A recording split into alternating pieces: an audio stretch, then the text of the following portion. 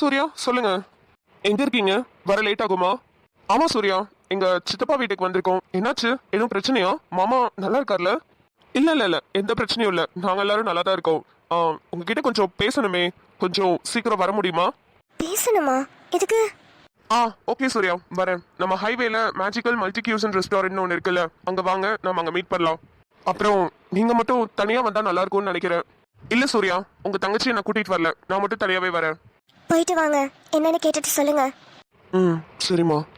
Okay ஆதி, சீக்கிரம் meet பண்ணலாம். பாய். Okay Surya. மச்சான், நிலாவோட அண்ணன் எதுக்குடா உன்னை பார்க்கணும்னு வர சொல்லியிருக்காரு? வேற எதுக்கா இருக்கும்? எனக்கும் நிலாக்கும் நடக்கிற கல்யாண விஷயம் பேச்சாதான் இருக்கும். ஆரம்பத்துல இருந்தே எங்க கல்யாண பேச்சா அவருக்கு சுத்தமா பிடிக்கலடா. அதான் என்ன ஏதோ பிரெயின் வாஷ் பண்ண கூப்பிடுறாருன்னு நினைக்கிறேன். ஏன் அவருக்கு ஏன் நீங்க கல்யாணம் பண்றது சுத்தமா பிடிக்கல?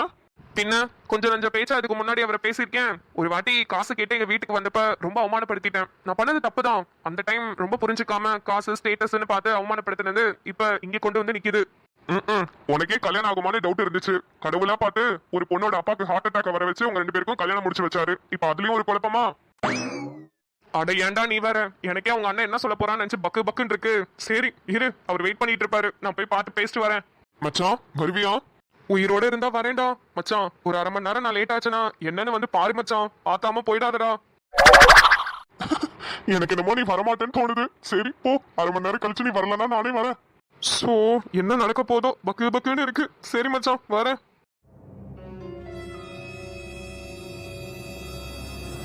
இது ஓகேவா உங்களுக்கு? இல்ல ஏதாவது அட்ஜஸ்ட்மெண்ட்ஸ் பண்ணணுமான்னு பார்த்துட்டு சொல்லுங்க. இதுவே ஓகே மேம், பர்ஃபெக்டா இருக்கு. நீங்க போட்டு நல்லா இல்லாம இருக்குமா? எந்த அட்ஜஸ்ட்மெண்ட்ஸுமே இல்லை. ஃபைனல் முடிச்சிடுறீங்களா? லாஸ்டா கொஞ்சம் டச்சப் மட்டும் பண்ணி விட்டுருங்க. ஓகே, எந்திரிங்க. கொஞ்சம் கன்சமெட்டாம இருங்க, அப்படியே இருங்க. எல்லா டச்சப்ஸும் முடிஞ்சிருச்சு. அண்ட் ஃபைனலா அமௌண்ட் மட்டும் அங்க கவுண்டர்ல கட்டிட்டு நீங்க கிளம்புங்க. Okay madam, thank you so much. அப்புறம் ஃபங்க்ஷன்லாம் முடிஞ்சு பொறுமையா எனக்கு கொஞ்சம் ரிவ்யூ மட்டும் போட்டுருங்க, அதான் எனக்கு ரொம்ப முக்கியம். கண்டிப்பா மேடம், உங்க மேக்கப் சூப்பரா இருக்கு. நான் கண்டிப்பா பாசிட்டிவ் ரிவ்யூ தான் கொடுப்பேன். தேங்க்யூங்க. பிரின்சி, எனக்கு ரொம்ப டயர்டா இருக்கு, நான் வெளியே போய் ஜூஸ் குடிச்சிட்டு வரேன், நீ பாத்துக்கோ. Okay ma'am. என்ன ஆதி, காஃபியை வாங்கிட்டு குடிக்காம இருக்கீங்க? ஹாரிட போகுது, குடிங்க. இல்ல சூர்யா, சூடு கொஞ்சம் அதிகமா இருக்கு, நான் அப்புறம் குடிச்சுக்கிறேன்.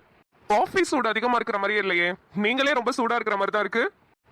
என்ன சொல்ல வந்தேன்னா, ரொம்ப டென்ஷனா ஒரு மாதிரியா இருக்கிற மாதிரி இருக்கே, அதான் என்னன்னு கேட்டேன். உண்மையை சொல்றவனுக்கு பயம் டென்ஷன்லாம் இருக்காது சூர்யா. பொய் சொல்றவன் தான் அடுத்து என்ன சொல்லணும்னு யோசிப்பான். ஆனா நான் தான் உண்மையை சொல்ல வந்திருக்கேனே, அப்புறம் எதுக்கு எனக்கு டென்ஷன் பயம்லாம்? நல்லா தான் பேசுறீங்க. உங்களை இங்க எதுக்கு வர சொன்னேன்னு உங்களுக்கு ஏதாவது ஐடியா இருக்கா? பல ஐடியா என் மண்டையில ஓடிட்டு இருக்கு, ஆனா எதுன்னு தான் கரெக்டா புரியல. இப்ப இருக்கிற சிச்சுவேஷன் படி பார்க்கும்போது உங்க தங்கச்சியை நான் கல்யாணம் பண்ணிக்க போறேன். சோ அதுக்கு ரிலேட்டடா ஏதாவது கேட்பீங்கன்னு தோணுது. எக்ஸாக்ட்லி, கரெக்டா பாயிண்ட் பிடிச்சிட்டீங்களே. உங்களுக்கே நல்லாவே தெரியும் எனக்கு உங்களை சுத்தமா பிடிக்காதுன்னு. ஆனா இருந்தாலும் எங்க வீட்டுல எங்க அப்பா என் தங்கச்சி எல்லாமே உங்களை ரொம்ப பிடிக்குதுன்னு சொல்றாங்க. அதுக்கு என்ன ரீசன்னு நானும் தெரிஞ்சுக்கணும்ல, அதுக்காக தான் உங்களை வர சொன்னேன். தப்பில்ல சூர்யா, உங்க தங்கச்சிய கஷ்டப்பட்டு வளர்த்து என் கையில புடிச்சு கொடுக்குறீங்க. அப்ப நான் எப்படின்றது உங்களுக்கும் தெரியணும்ல. ஆக்சுவலா எனக்கு உங்களை எப்படி தெரியும்னா, ரொம்ப முரடான, ரொம்ப கோபமான, எல்லாரையும் ரொம்ப அசிங்கப்படுத்தி பேசுற, அவமானப்படுத்தி பேசுற ஆதித்யாவா தான் எனக்கு உங்களை தெரியும். ஆனா என் தங்கச்சி எங்க அப்பாவெல்லாம் சொல்லி பார்க்கும்போது நீங்க ரொம்ப சாஃப்டான பர்சன், எல்லார்கிட்டயும் ரொம்ப அன்பா பேசுவீங்க, எல்லாரையுமே நல்லா பாத்துக்குவீங்கன்னு சொல்றாங்க. என்னால நம்பவே முடியல, ஏன்னா என்கிட்ட நீங்க அப்படி நடந்துக்கிட்டதே இல்ல. உங்க தங்கச்சி நிலாவை பாக்குறதுக்கு முன்னாடி பின்னாடி, பிஃபோர் ஆஃப்டர் அப்படின்னு கூட வச்சுக்கலாமே. உங்க தங்கச்சி நிலாவை பாக்குறதுக்கு முன்னாடி, அதாவது பிஃபோர், நான் எப்படி இருந்தேன்னா, எனக்கு எல்லாமே ஸ்டேட்டஸ் தான், காசு பணம் தான் ரொம்ப முக்கியமா இருந்துச்சு. மனுஷங்களோட மனசு எதுவுமே எனக்கு முக்கியமா தெரியல, அப்படிதான் இருந்தேன். ஆனா எப்ப உங்க தங்கச்சி நிலாவை நான் பார்த்தனோ அப்பையில இருந்து நான் டோட்டலாவே மாறிட்டேன். மனுஷங்களோட வேல்யூ புரிஞ்சுது, அவங்களோட மனசு எவ்வளவு புனிதமானதுன்னு புரிஞ்சுது. ஒருத்தவங்க கிட்ட நம்ம அன்பு காட்டுறோம்னா அவங்க திருப்பி நம்மளுக்கு கண்டிப்பா 100% அன்பு கொடுப்பாங்கன்றது புரிஞ்சுது. ஆனா இது எதுவுமே நிலாவை பாக்குறதுக்கு முன்னாடி எனக்கு தெரியல. இந்த ஒரு விஷயம் மட்டும்தான் எனக்கு சுத்தமா புரியல. என் தங்கச்சி நிலாவை நீங்க என்ன இதான் மொத வாட்டி பாக்குறீங்களா? இல்ல கேக்குறேன், நீங்களும் நானும் அத்தை பசங்க மாமா பசங்க, அப்ப நீங்க என் தங்கச்சியை முன்னாடி பாத்திருப்பீங்களே, இப்ப மட்டும் ஏன் திடீர்னு இப்படி தோணுச்சு? இல்ல அது வந்து ஒரு நிமிஷம். சாரி, மொபைல் கீழே விழ பார்த்துச்சு, அதான் பிடிச்சேன். இப்ப சொல்லுங்க ஆதித்யா, ஏதோ சொல்ல வந்தீங்களா? சொல்லுங்க. இதுக்கப்புறம் உங்ககிட்ட உண்மையை மறைக்கிறதுல எந்த ஒரு நியாயமும் இல்ல. என்ன நடந்துச்சுன்றத ஃபுல்லா அப்படியே சொல்றேன், கேளுங்க. அதுக்கு தானே வெயிட்டிங், சொல்லுங்க. நிலா, அக்கா, ஏங்க தனியா உட்காந்துருக்கீங்க? வாங்க உள்ள போலாம். அக்கா கோச்சுக்காதீங்க, ஒரு முக்கியமான விஷயம். பார்த்துட்டு வந்துடுறேன். சாரி பேசிட்டு வந்துடுறேன். அப்படியா? சரி ஓகே, முடிச்சிட்டு வாங்க. தேங்க்ஸ்க்கா. அப்போ ஆதியண்ணா சந்தேகப்பட்டது உண்மைதான். நிலாவோட அண்ணன் யாரோ ஆதியண்ணா கிட்ட பேசுறத நிலா லைவா கேட்டுக்கிட்டு இருக்கா. ஆதினா, நீ சந்தேகப்பட்டது உண்மைதான். நிலா நீங்க பேசுறத லைவா கேட்டுக்கிட்டு இருக்கா. பார்த்து கேர்ஃபுல்லா பேச ஆதினா. வேற ஏதாவது ஹெல்ப் வேணும்னா கேளு, நான் பண்றேன். நீ சந்தேகப்பட்டது உண்மைதான் ஆதினா. நிலா நீங்க பேசுறத லைவா கேட்டுக்கிட்டு இருக்கா. சொல்றேன் சூர்யா, எல்லாத்தையும் தெளிவாவே சொல்றேன். நான் சீனியர் இன்ஸ்பெக்டர் ஆஃப் போலீஸா இருந்தப்போ எனக்கு கீழே வேலை பார்க்குற இன்ஸ்பெக்டரோட தங்கச்சிய எங்க அப்பா பொண்ணு பார்த்து வச்சிருந்தாரு. அவங்க பேரு ரோஜா. ஆரம்பத்துல இருந்து நான் ரோஜா கிட்ட ரொம்ப நல்லா பேசிட்டு இருந்தேன். ஆனா ரோஜாக்கு என்ன சுத்தமா பிடிக்காத மாதிரியே பேசிட்டு இருந்தாங்க. அது எனக்கு சுத்தமா பிடிக்கல. எப்போதுமே நான் தான் ஒரு பொண்ணை வேணான்னு சொல்லி ரிஜெக்ட் பண்ணணும்னு நினைப்பேன். ஆனா ஒரு பொண்ணை ஃபர்ஸ்ட் டைம் என்ன வேணான்னு சொல்லுதுன்றப்போ எனக்கு அது ஒரு ஈகோவா மாறிடுச்சு. இது என்ன புது கதை? ஆனா ஒரே ஒரு விஷயம் என்கிட்ட தெளிவா சொன்னாங்க. நான் வேற ஒரு பையனை விரும்புறேன், என்ன தயவு செய்து விட்றா ஆதித்யான்னு சொல்லி ரொம்பவே கெஞ்சினாங்க. ஆனா எனக்கு கிடைக்காத ஒரு பொருள் வேற யாருக்குமே கிடைக்க கூடாதுன்னு நினைச்சு என்னோட ஈகோ ரொம்ப ரொம்ப வளர ஆரம்பிச்சுக்கிட்டே இருந்தது. அப்போ நான் அவங்க கிட்ட ரியாக்ட் பண்ணதை விட நான் பேசின வார்த்தைகள் அவங்களுக்கு ரொம்பவே கொச்சையாவும் அவங்களுக்கு ஒரு மாதிரி மனசு கஷ்டமாவும் இருந்திருக்கும் போல. ரோஜா பேங்க் எக்ஸாம் எழுதிட்டு பாஸ் பண்ணிட்டு இன்டர்வியூக்காக வெயிட் பண்ணிட்டு இருந்த டைம் அது. கரெக்டா அவங்களுக்கு சென்னையில இன்டர்வியூவும் வந்துச்சு. அவங்க என்ன பிளான் பண்ணியிருந்தாங்கன்னா அவங்க லவ் பண்ற பையனோட இன்டர்வியூ போயிருந்தாங்க. ஆனா நான் அவங்களை எப்படியாவது பிரிச்சு ரோஜாவை நம்ம கூட கூட்டிட்டு வந்துடணும்னு நினைச்சு நானும் சென்னைக்கு போனேன். அவங்க அண்ணன் எனக்கு பெரிய சப்போர்ட்டா இருந்ததுனால அவங்க அண்ணன் மூலியமா அந்த இன்டர்வியூ அட்ரஸ்லாம் தெரிஞ்சுக்கிட்டு டைரக்டா ரோஜாவை மீட் பண்ண அந்த ஆஃபீஸ்க்கே போயிட்டேன். அப்ப அவங்க கிட்ட ரொம்ப சண்டை போட்டேன். நீ இப்ப என் கூட தான் வரணும், நம்ம 2 பேரும் சென்னையை சுத்தி பார்த்துட்டு ஊருக்கு போலாம் அப்படி இப்படின்னு ரொம்ப சண்டை போட்டதுல அவங்க ரொம்ப டென்ஷன் ஆயிட்டாங்க. நான் பேசின வார்த்தைகளால அவங்க ரொம்ப டென்ஷன் ஆயிட்டு என்ன ஓங்கி பல்லார்னு ஒரு அற விட்டாங்க. சத்தியமா என் வாழ்க்கையில வாட்டி ஒரு பொண்ணு கிட்ட அற வாங்குறேன்ற ஈகோ எனக்கு இன்னும் அதிகமாயிடுச்சு. வந்த கோவத்துக்கு என்னோட பவரை யூஸ் பண்ணி எப்படியாவது அவங்க 2 பேரையும் பிரிச்சு ஏதாவது ஒண்ணு பண்ணணும்ன்ற வெறி எனக்குள்ள ரொம்ப அதிகமாயிடுச்சு. அப்போ சீனியர் இன்ஸ்பெக்டர் ஆஃப் போலீஸ்ன்ற பவரை யூஸ் பண்ணி என்னோட ஃப்ரெண்டு கிட்ட ஃபோன் பண்ணி சொல்லி செக் போஸ்ட்ல ராஜாவை வித்தவுட் ஹெல்மெட் அண்ட் ஓவர் ஸ்பீட்ல அவரை அரெஸ்ட் பண்ண சொன்னேன். அதே மாதிரி ராஜாவை என் ஃப்ரெண்டு வித்தவுட் ஹெல்மெட் கேஸ்ல அரெஸ்ட் பண்ணி உள்ள தூக்கி வச்சான். ஆதி மாமாவா இது? என்ன இப்படி எல்லாம் பண்ணிருக்காரு? ஒருவேளை சூர்யானா சொல்றது கரெக்டா தான் இருக்குமோ? ஆதி மாமா என்கிட்ட இவ்வளவு நாளா நடிச்சிட்டு இருக்காரா? பவர் சீனியர் இன்ஸ்பெக்டர் ஆஃப் போலீஸ்ன்ற பவர்ல அப்பாவியான ஒரு பையனை உள்ள தூக்கி வச்சிருக்கீங்க. என்ன ஒரு நல்ல கேரக்டர் நீங்க. இப்ப அதை நினைச்சு ரொம்பவே அவமானப்படுற சூர்யா. சரி மீதி கதையை சொல்லுங்க. இன்னும் நீங்க என்னென்னலாம் பண்ணி வச்சிருக்கீங்கன்னு தெரியணும்ல. சொல்றேன். தெரிய வேண்டியவங்களுக்கு கண்டிப்பா தெரிஞ்சே ஆகணும். அதுக்கப்புறம் ராஜாவை ஜெயில போட்டு சம்பந்தமே இல்லாம அடிச்சேன். அதுல அவருக்கு நிறையவே காயம் ஏற்பட்டுச்சு. ரோஜா மேல இருந்த ஈகோ, அவங்க மேல இருந்த வெறி எல்லாத்தையுமே தீக்கணும்னு நினைச்சு ராஜாவை ரொம்பவே கொடுமைப்படுத்தினேன். ராஜாவை விட சொல்லி ரோஜா என் காலெல்லாம் விழுந்து கெஞ்சினாங்க. ஆனா கொஞ்சம் கூட நான் மனசு இறங்கல. இது தாண்டி எனக்கு வேணும்னு சொல்லி அவ்வளவு தூரம் அவங்கள ரொம்ப கஷ்டப்படுத்தினேன். அந்த மாதிரி ஒரு ஆக்ரோஷமா மிருகமா நடந்துகிட்டதை நினைச்சு இப்ப வரைக்கும் நான் ஒரு செகண்டும் வருத்தப்பட்டுக்கிட்டு தான் இருக்கேன். அதுக்கப்புறம் ரோஜா அவங்களோட சென்னையில இருக்கிற ஃப்ரெண்ட்ஸை வச்சு ஒரு லாயரை மீட் பண்ணி இந்த கேஸை மூவ் பண்ணாங்க. இந்த கேஸ்ல இவ்வளவு பெருசா ஒரு பிரச்சனை வரும்னு நான் சத்தியமா நினைக்கல. ஏன்னா வித்தவுட் ஹெல்மெட்லாம் ஒரு கேஸே கிடையாது. அந்த கேஸ்க்கெல்லாம் ஒரு பெரிய லாயர் வருவாரான்னு பார்க்கும்போது தான் தெரிஞ்சது அது ரோஜாவோட ரொம்ப க்ளோஸ் ஃப்ரெண்டோட அப்பான்னு. சென்னை சிட்டிக்கே அவர் ஒரு பெரிய சீனியர் லாயர்ன்றது எனக்கு அப்போ தெரியல. ஆனா அவர் மூவ் பண்ணது வேற விதமா மூவ் பண்ணிட்டாரு. டிஸ்ட்ரிக்ட் கலெக்டர்ல இருந்து சிஎம் செல் வரைக்கும் அந்த பிரச்சனை ரொம்ப பெருசா வெடிச்சிருச்சு. டிஸ்ட்ரிக்ட் கலெக்டரே நேர்ல வந்து எனக்கு டீ ப்ரமோஷன் கொடுத்துட்டாங்க. சீனியர் இன்ஸ்பெக்டர் ஆஃப் போலீஸா இருந்த என்ன சப் இன்ஸ்பெக்டர் ஆஃப் போலீஸா 2 தடவை டீ ப்ரமோஷன் கொடுத்துட்டாங்க. அது மட்டும் இல்லாம 6 மாசம் சஸ்பென்ஷன் வேற. இப்போ நான் அந்த சஸ்பென்ஷன் பீரியட்ல தான் இருக்கேன். Wow super Aditya. செம்ம. சரியான செயல் அண்ட் சரியான பதிலடி கூட உங்களுக்கு தெரியும். கடவுளே, என்னதெல்லாம்? ஏன் ஆதி மாமா இவ்வளவு வேலை பண்ணிருக்காரா? ஆனா இப்ப ரொம்ப நல்லவரா தெரியறாரு. ஐயோ, எனக்கு ஒரே குழப்பமா இருக்கு. நம்ம வேற அவசரப்பட்டு கல்யாணத்துக்கு ஓகே சொல்லிட்டோமே. இப்ப என்ன பண்றது? ஆனா அப்பயும் நான் சும்மா இல்ல. எனக்குள்ள இருந்த ஈகோ இன்னும் அதிகமாயிடுச்சு. சீனியர் இன்ஸ்பெக்டர் ஆஃப் போலீஸா ரொம்ப கெத்தா இருந்தேன்.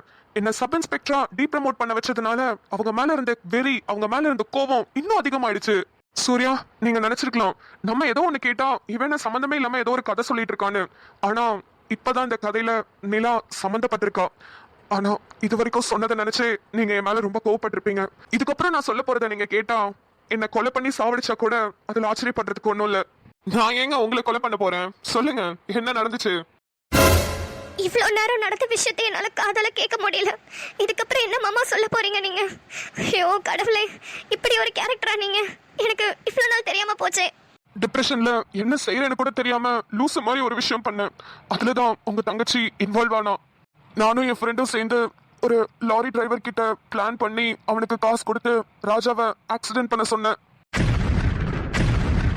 நான் பண்ண அந்த கேவலமான விஷயம், அந்த அந்த ஒரு ஆக்சிடென்ட்ல தான் உங்க தங்கச்சி நீலா மாட்டிக்கிட்டா. உங்க தங்கச்சிக்கு ஆக்சிடென்ட் ஆச்சுல, அது நான் ராஜாக்கு பிளான் பண்ண லாரி உங்க தங்கச்சி நிலாவை இடிச்சிருச்சு.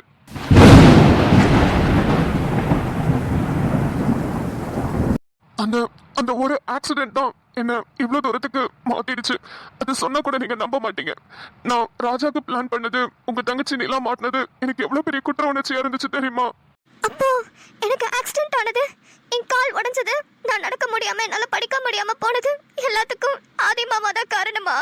ஐயோ, எதுவுமே தெரியாம நான் வர இவரை கல்யாணம் பண்ணிக்கிறதுக்கு வாக்கு கொடுத்துட்டேனே. அவசரப்பட்டுட்டே நிலா. டேய், அப்ப என் தங்கச்சி கால் உடைஞ்சது, அவ ரத்தம் இல்லாம ஹாஸ்பிட்டல்ல கிரிட்டிக்கலான ஸ்டேஜ்ல அட்மிட் ஆனது, இது எல்லாத்துக்கும் நீ தான் காரணமாடா. உன்னை நான் சும்மாவே விட மாட்டேன்டா. அவ எவ்வளவு கஷ்டப்பட தெரியுமா அதுல இருந்து மீண்டு வரதுக்கு? தெரியும் சூர்யா, அதனாலதான் எனக்கு ரொம்ப குற்ற உணர்ச்சியா இருந்துச்சு. ஃபீஸ் எல்லாம் அவ்வளவு கஷ்டப்பட்டு பெரட்டி அவளை மெடிக்கல் காலேஜ்ல சேர்த்து விட்டீங்க. கடைசியில ஃபர்ஸ்ட் இயர்லயே அவளால படிக்க முடியாம போயிடுச்சேன்னு நினைச்சு நீங்க எல்லாம் ஃபீல் பண்ணதை விட நான் தான் ரொம்ப ஃபீல் பண்ணியிருக்கேன்.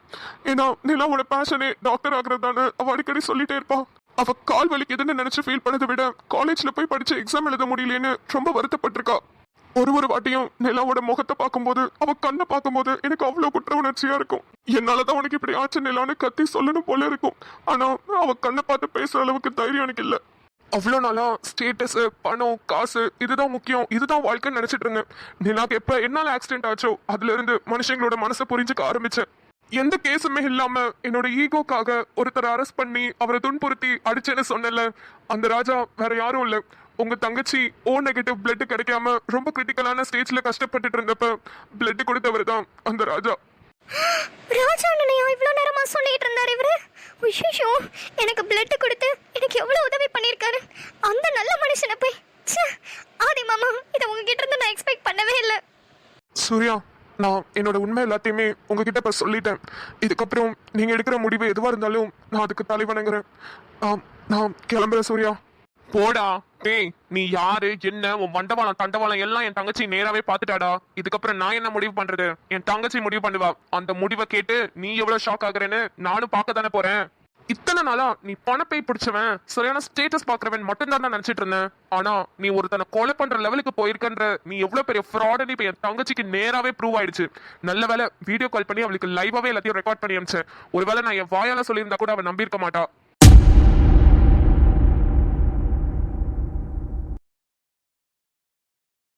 ராம் சார், நீங்களா? ஹே ஜா, ஐயோ மறந்துட்டேனே. சார் பாதி வந்துட்டீங்களே சார். ஜா, நான், நீ. ஜனனி எப்படி இருக்கீங்க? ஐயோ, ரொம்ப டயர்டா இருக்கேன் சார். இல்லைங்க, அது கேட்கல, நல்லா இருக்கீங்களான்னு கேட்டேன். ஹோ, நல்லா இருக்கேனான்னு கேட்டிங்களா? எனக்கு என்ன சார், உங்க பக்கத்துல நிக்கும் போது நல்லா இல்லாம இருப்பேனா? ஜோக்கு சார், சும்மா. ஓ ஓகே. பரா சார், காலேஜ்க்கு வரும்போது ரொம்ப ப்ரொஃபஷனலா எனி டைம் ஃபார்மலாவே வரீங்களா? இப்படி வெளிய ஜீன்ஸ்ல டி-ஷர்ட்லாம் பாக்கும்போது செம மாஸா இருக்கீங்க சார். என்ன பண்றது, அது காலேஜ் ஆச்சே, ப்ரொஃபஷனலா தான் வரணும். ஆமா, நீங்க என்ன காலேஜ்க்கு வரும்போது நல்லா ஜாலியா கேஷுவலா வரீங்க, இப்படி ஜூஸ் கடைக்கெல்லாம் ரொம்ப ப்ரொஃபஷனலா ஃபார்மலா வந்திருக்கீங்க? சார், நான் வர்க் பண்றேன் சார். ஓ, இந்த ஜூஸ் கடையில தான் வெயிட்டரா வர்க் பண்றீங்களா? ஐயோ, Dress பார்த்தாலே தெரியுது, நான் தான் கவனிக்கல போல. சார், ஓட்டுறீங்க தானே? ஓட்டுறேனா? இல்லங்க, நீங்க தானே சொன்னீங்க வேலை பாக்குறேன்னு. வேலை பாக்குறேன்னா சார் சொன்னேன். இந்த கடையில வேலை பாக்குறேன்னா சொன்னேன். ஓ, வேற கடையில வேலை பாக்குறீங்களா? ஆமா, எந்த கடை? சார், பிரைடல் சலூன் வச்சிருக்கேன் sir. Janani bridal studio and makeup. கேள்விப்பட்டதில்ல? அப்படியா? நான் கேள்விப்பட்டது இல்லையே. ச்சே, அசிங்கப்பட்டால் ஆட்டோகாரி. ஏங்க, நீங்க சலூனா வச்சிருக்கீங்க? நான் கூட ரொம்ப நாளா முடி வெட்டணும்னு நினைச்சிட்டு இருந்தேங்க. இப்போ வேணா வரவா, எனக்கு முடி வெட்டி விடுறீங்களா? ஐயோ சார், உங்களுக்கு எப்படி புரிய வைக்கிறதுன்னு தெரியல. நான் ஒரு மேக்கப் ஆர்டிஸ்ட் சார். நான் ஒரு பிரைடல் மேக்கப் பண்றவங்க. எப்படி சொல்றது, இப்போ கல்யாண பொண்ணுக்குலாம் மேக்கப் போடுவாங்கல்ல, அது மாதிரி. சேம் டைம் சலூனும் வச்சிருக்கேன். அதுல வந்து கேர்ள்ஸ்க்கு த்ரெட்டிங், அப்புறம் ஃபேஷியல், அப்புறம் ஹேர் கட்லாம் பண்ணுவோம் இல்லையா, layer cut, step cut, you cut, அது மாதிரி. புரிஞ்சுதா? ஏங்க, அதான் நானும் சொல்றேன், எனக்கு இந்த பிரைடல் மேக்கப்லாம் வேணாம், ஹேர் கட் மட்டும் பண்ணி விடுங்க. சரி சரி ஓகே, எனக்கு புரிஞ்சுது. உட்காருங்க, கோவப்படாதீங்க, சும்மா உங்களை கலாய்ச்சேன். கலாய்ச்சிங்களா சார்? 2 நிமிஷத்துல நொந்துட்டேன் சார். ஏன் சார் இப்படி பண்றீங்க? சும்மாங்க. ம் பண்ணுக்கு. ஆனா ஒன்னு சொல்ல சார், நீங்க சிரிச்சா ரொம்ப அழகா இருக்கீங்க. இந்த பொண்ணு அன்னைக்கு காலேஜ்லயும் நம்மள இதை தான் சொன்னுச்சு, இங்கேயும் வந்து இதை தான் சொல்லுது. இல்ல இல்ல, தேவையில்லாம இந்த பொண்ணு மனசுல எதையாவது ஆசை வச்சுட்டு நம்மள்ட்ட பேசுற மாதிரி இருக்கு. இப்பவே கட் பண்ணிடணும், இல்லைன்னா பெருசாயிடுச்சுன்னா பிரச்சனை ஆயிடும். ஆமா சார், உண்மையாதான். சிரிச்சிட்டே இருங்க, பார்க்க ரொம்ப ரொம்ப அழகா இருக்கு. ஆ, சரி ஓகே, நான் கிளம்புறேன், எனக்கு டைம் ஆயிடுச்சு. என்ன சார் அதுக்குள்ள கிளம்புறீங்க? ஜூஸ் குடிக்கல? நான் முன்னாடி குடிச்சிட்டேன். நான் கிளம்புறேன். சார் வாங்க, என்னோட சலூன் பக்கத்துல தான் இருக்கு. ஒரு வாட்டி வந்து பார்த்துட்டு போங்களேன். இல்ல பரவாயில்ல, வேண்டாம். நான் கிளம்புறேன். சரி ஓகே, ஆனா இன்னொரு டைம் வரும்போது கண்டிப்பா வந்து பாருங்க. ம். ராம் சார், நீங்க ரொம்ப நல்லா நடிக்கிறீங்க சார். என்னைய புதுசா பாக்குற மாதிரியும் புதுசா என்கிட்ட பேசுற மாதிரியும் பண்றீங்களே, பரவாயில்ல. 4 வருஷம் காலேஜ் முடிச்சதுக்கு அப்புறம் பழசெல்லாம் என்ன நடந்துச்சுன்னு நானே ஞாபகப்படுத்துறேன்.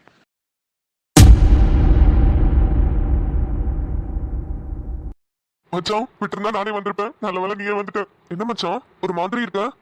ஒன்றும் இல்லைடா, என்னெல்லாம் சொல்லக்கூடாதுன்னு நினச்சனோ அது எல்லாத்தையுமே சொல்லிட்டேன். திடீர்னு ஏதோ ஒரு தைரியம் வந்து நடந்த எல்லா விஷயத்தையும் சொல்லிட்டேன் மச்சான். என்னடா சொல்ற? அந்த ராஜா மேட்டர்லாம் சொல்லிட்டியா? ம். உன்னால தான் நிலாக்கு ஆக்சிடென்ட் ஆனது எல்லாமே வா? ஆமாண்டா, எல்லாத்தையுமே சொல்லிட்டேன். நீ ஏன்டா ஏற்கனவே அவனுக்கு உன்னை பிடிக்கலன்னு சொன்னேன், இப்ப இது எல்லாத்தையும் வேற சொல்லி வச்சிருக்க? சத்தியமா உனக்கும் நிலாக்கும் இனிமே கல்யாணமே பண்ணி வைக்க மாட்டான்டா அவன். நான் சூர்யா கேட்டாங்கன்றதுக்காக சொல்லலடா. சூர்யா நிலாக்கு வீடியோ கால் பண்ணி நாங்கள் என்னெல்லாம் பேசுகிறோன்றதெல்லாம் லைவாக ரெக்கார்ட் பண்ணிட்டு இருந்தோம். அந்த விஷயம் கொஞ்சம் டவுட்டாக இருந்துச்சு. ஏன்னா சூர்யா கையில இருந்து டக்குன்னு மொபைல் தவறுனப்போ ஒரு மாதிரி பதட்டமாயிட்டு மொபைலை நேராக வச்சான். நிலாவை எங்கள் சித்தப்பா வீட்டில் தான் விட்டுட்டு வந்தேன். அதனால சாய்க்கு மெசேஜ் பண்ணி நிலா என்ன பண்ணுறான்னு பார்க்க சொன்னேன்.